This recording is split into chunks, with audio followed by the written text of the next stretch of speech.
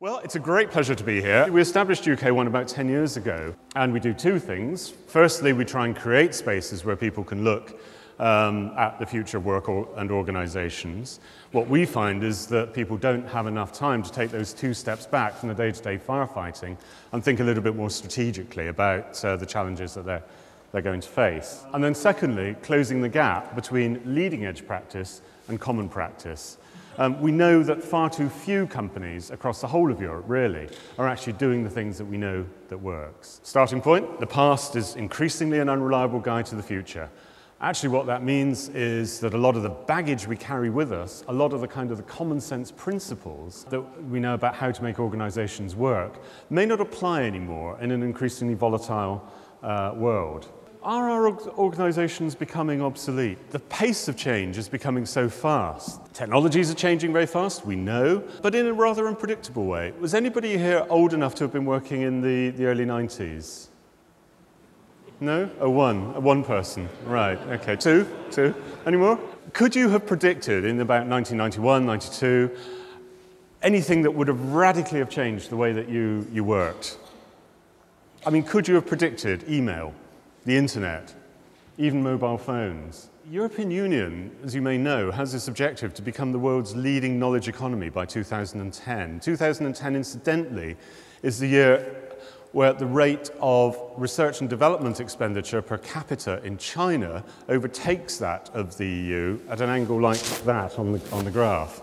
What we have to do, I think, is to make choices. We have to find out where the high road is that will lead us to some sustainable competitiveness. Companies were around for a long time, very often family-owned organizations. You knew who your boss was. Now, that's changing rather rapidly. Actually, businesses compete on the unique contribution that individuals can bring to the process of innovation and creativity. 17% of American workers are actually disengaged from work. They don't care about their employers. A study in the UK suggests that 6% are actively sabotaging their workplaces because they're fed up with them. It's about taking sides in favour of the high road and against the low road of short-term, cost-driven restructuring. Let me tell you a story about this particular company, Ericsson Radio Systems in Gävle, I think it's pronounced. I hope there are no Swedish speakers here. What they did was to allow anybody within the production teams to stop production whenever they wanted. They didn't have to ask permission, they didn't have to give a reason. And they provided them with these green rooms, really comfy chairs, plants, wonderful places, even those little Japanese tinkly fountains to sit in. And what happened, of course, is people took full advantage of this. Productivity started to look a little bit shaky. Gradually what happened was that productivity started to creep up again. And it got to the point where it was much, much higher than before. Why was that?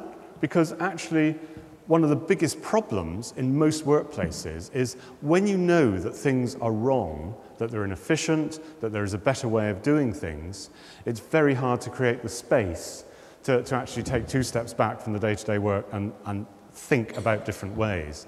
The green rooms gave them permission to do that. Let's bring ourselves forward to the 29th of November 2017. Think about the challenges that we're going to have for individuals. How are organizations going to have to adapt? How are companies going to have to adapt the way that they work? Job design is something that we don't give enough attention to.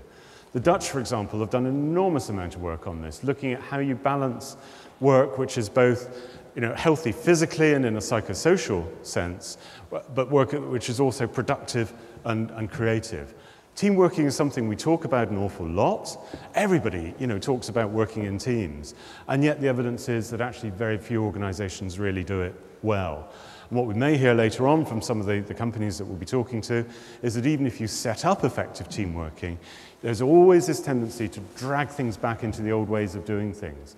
Innovation decay is a real problem in organizing effective teams. And of course, communication is critical. One of the biggest complaints and one of the biggest causes of disaffection that employees have, maybe this is the explanation for the 27% of American workers who are disaffected, is bad communication. People not being told what is expected of them, not being told what's happening in the wider organization, and so on. So what about involving? How do we do that? Well, at one level, of course, we know a lot about partnership, about actually having strong relationships at the strategic level of the organization between management, employees and trade unions, and that's great. And then finally, in terms of learning, because a lot of organizations invest a lot in building the individual competence of employees, but then put them into jobs where actually they can't use those skills and competencies, where they just get frustrated, bored, disaffected, or they leave.